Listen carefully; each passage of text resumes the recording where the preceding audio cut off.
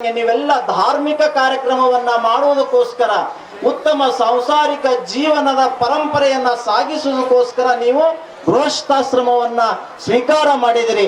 ಆ ಮೂಲಕ ಈ ದೇಶಕ್ಕೆ, ಈ ನಾಡಿಗೆ, ಈ ಧರ್ಮಕ್ಕೆ ಉತ್ತಮ ಸಂತಾನವನ್ನ ನೀಡುವಂತಹ ಕೆಲಸ ನಿಮ್ಮಿಂದ ಆಗ್ಬೇಕು ಅನ್ನುವಂತಹ ಒಂದು ಸಂದೇಶವನ್ನ ಈ ಸಂದರ್ಭದಲ್ಲಿ ಕೊಡ್ತಾ ಇದ್ದೀನಿ. ಇಲ್ಲಿ ಕೂತ್ಕೊಂಡಂತವ್ರು ಮದುವೆ ಆಗಿದಿರಿ, ಇನ್ನ ಮುಂದಿನ ಕೆಲಸ ಏನು ಅಂತ ಕೇಳಿದ್ರೆ ಸಂತಾನ ಅಭಿವೃದ್ಧಿಯನ್ನ ಮಾಡುವಂತಹದ್ದು.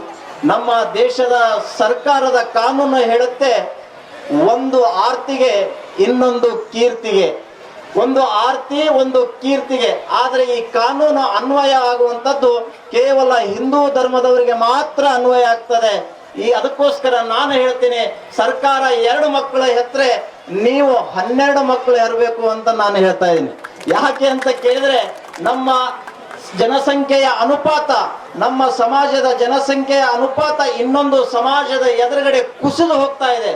ಆ ಕಾರಣಕ್ಕಾಗಿ ಈ ರಾಷ್ಟ್ರವನ್ನ ಸದೃಢ ರಾಷ್ಟ್ರವನ್ನಾಗಿ ನಿರ್ಮಾಣ ಮಾಡಲಿಕ್ಕೆ ತಾವೆಲ್ಲರೂ ಕೂಡ ಆದರ್ಶ ಪುರುಷ ವ್ಯಕ್ತಿಗಳನ್ನ ಜನ್ಮ ಕೊಡಬೇಕು ಅನ್ನುವಂತಹ ಸಂದೇಶವನ್ನ ಈ ಸಂದರ್ಭದಲ್ಲಿ ಕೊಟ್ಟು, ನೀವೆಲ್ಲ ಧಾರ್ಮಿಕ ಕಾರ್ಯಕ್ರಮವನ್ನ ಮಾಡುವುದಕ್ಕೋಸ್ಕರ ಉತ್ತಮ ಸಾಂಸಾರಿಕ ಜೀವನದ ಪರಂಪರೆಯನ್ನ ಸಾಗಿಸುವುದಕ್ಕೋಸ್ಕರ ನೀವು ಗೃಹಸ್ಥಾಶ್ರಮವನ್ನ ಸ್ವೀಕಾರ ಮಾಡಿದಿರಿ.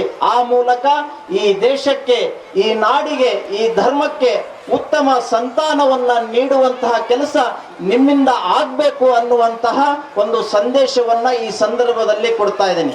ಇಲ್ಲಿ ಕೂತ್ಕೊಂಡಂತವ್ರು ಮದುವೆ ಆಗಿದಿರಿ, ಇನ್ನ ಮುಂದಿನ ಕೆಲಸ ಏನು ಅಂತ ಕೇಳಿದ್ರೆ ಸಂತಾನ ಅಭಿವೃದ್ಧಿಯನ್ನ ಮಾಡುವಂತಹದ್ದು.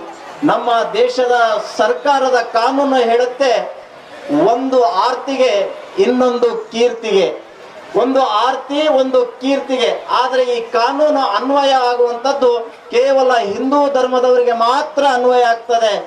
ಅದಕ್ಕೋಸ್ಕರ ನಾನು ಹೇಳ್ತೀನಿ, ಸರ್ಕಾರ 2 ಮಕ್ಕಳು ಹೆತ್ತರೆ ನೀವು 12 ಮಕ್ಕಳು ಹೆರಬೇಕು ಅಂತ ನಾನು ಹೇಳ್ತಾ ಇದ್ದೀನಿ. ಯಾಕೆ ಅಂತ ಕೇಳಿದ್ರೆ, ನಮ್ಮ ಜನಸಂಖ್ಯೆಯ ಅನುಪಾತ, ನಮ್ಮ ಸಮಾಜದ ಜನಸಂಖ್ಯೆಯ ಅನುಪಾತ ಇನ್ನೊಂದು ಸಮಾಜದ ಎದುರುಗಡೆ ಕುಸಿದು ಹೋಗ್ತಾ ಇದೆ. ಆ ಕಾರಣಕ್ಕಾಗಿ ಈ ರಾಷ್ಟ್ರವನ್ನ ಸದೃಢ ರಾಷ್ಟ್ರವನ್ನಾಗಿ ನಿರ್ಮಾಣ ಮಾಡಲಿಕ್ಕೆ ತಾವೆಲ್ಲರೂ ಕೂಡ ಆದರ್ಶ ಪುರುಷ ವ್ಯಕ್ತಿಗಳನ್ನ ಜನ್ಮ ಕೊಡಬೇಕು ಅನ್ನುವಂತಹ ಸಂದೇಶವನ್ನ ಈ ಸಂದರ್ಭದಲ್ಲಿ ಕೊಟ್ಟು